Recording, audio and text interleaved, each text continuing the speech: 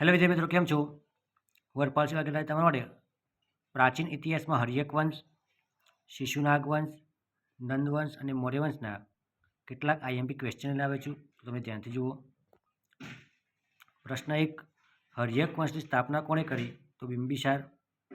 પ્રશ્ન 2, પ્રથમ બૌદ્ધ સભાનું આયોજન કરાયું તે શાસક કોણ? તો અજાતશત્રુ. પ્રશ્ન 3, શિશુનાગના પુત્રનું નામ શું હતું? તો કાલાશોક.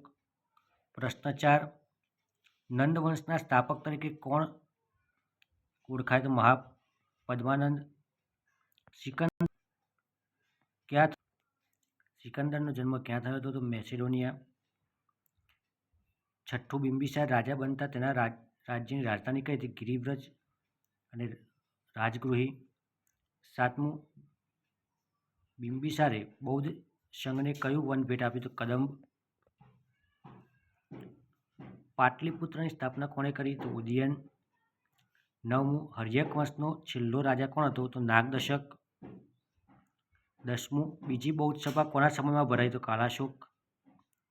11મું, ચાણક્યના પિતાનું નામ શું હતું? તો ચરક. ચાણક્યનું મૂળ નામ શું હતું? તો વિષ્ણુગુપ્ત. 13મો પ્રશ્ન, ચંદ્રગુપ્તનો જન્મ ક્યાં થયો હતો? તો નેપાળની તળેટી મોરિસ ગામમાં. 14, અર્થશાસ્ત્ર નામનો ગ્રંથ કોણે લખ્યો? તો ચાણક્ય. 15, મેગેસ્થનીઝ કયા ગ્રંથની રચના કરી? તો ઇન્ડિકા. 16મું, પ્રથમ જૈન સભા આયોજન સમયે અધ્યક્ષ કોણ હતા? તો સ્થૂલભદ્ર સુરી. 17, પ્રથમ જૈન સભા કયા શાસકના સમયે ભરાઈ? તો ચંદ્રગુપ્ત મૌર્ય. સેલ્યુકસે ચંદ્રગુપ્તના દરબારમાં રાજદૂત તરીકે કોની નિમણૂક કરી? તો મેગેસ્થનીઝ. 19, ચંદ્રગુપ્તે કોની પાસે જૈન ધર્મની દીક્ષા લીધી? તો ભદ્રબાહુ. 20, ચંદ્રગુપ્તે કઈ જગ્યાએ પોતાનો દેહત્યાગ કર્યો? તો શ્રવણબેલગોળા. 21, ચંદ્રગુપ્તના પુત્રનું નામ શું હતું? તો બિંદુસાર. 22, અમિત્રઘાતક તરીકે કોણ ઓળખાય? તો બિંદુસાર. 23, બિંદુસાર કયા સંપ્રદાયનો અનુયાયી હતો? બૌદ્ધ. 24, બિંદુસારના દરબારમાં સિરિયાનો કયો રાજદૂત આવ્યો હતો? તો ડાયમેક્સ. 25, અશોકના માતા પિતાનું નામ શું હતું? તો બિંદુસાર અને શુભાંગી. 26, પ્રિયદર્શી તરીકે કોણ ઓળખાય છે? તો અશોક.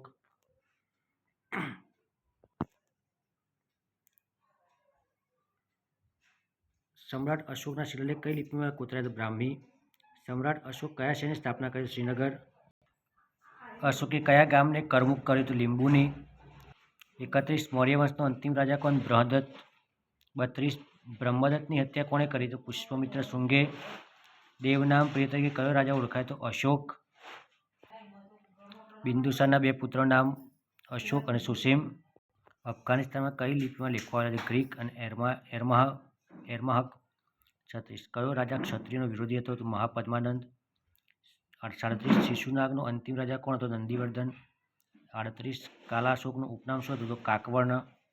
39, પાટલીપુત્ર કઈ નદીનો સંગમ છે? સોન નદી.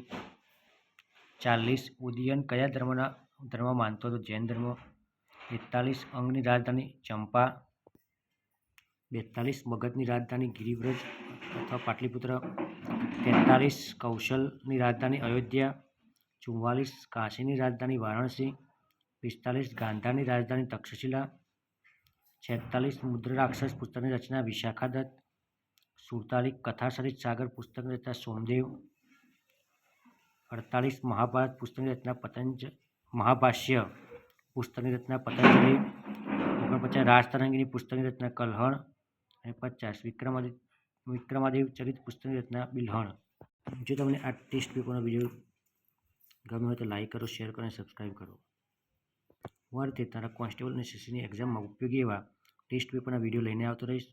જય હિન્દ.